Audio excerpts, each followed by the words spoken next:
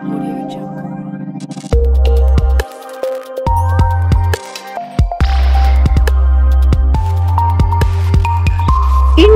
TV9 news Maharashtra.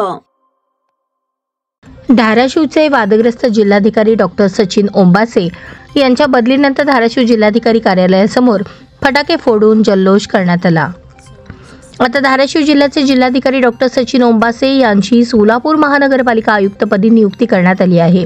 त्यांनी जिल्हाधिकारी म्हणून धाराशिव जिल्ह्यात अनेक महत्त्वाचे निर्णय घेतले।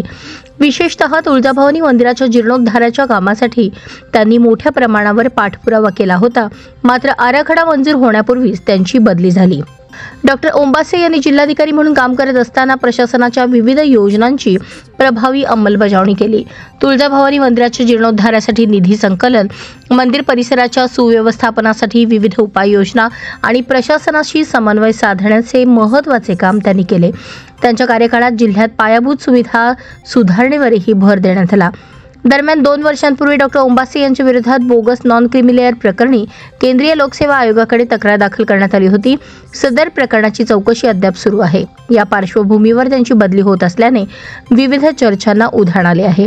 तर आता डॉक्टर सचिन ओंबासे यांची सोलापूर महानगरपालिका आयुक्तपदी नियुक्ती करण्यात आली आहे। सोलापुरात काय दिवे लावतात ते पाहूया।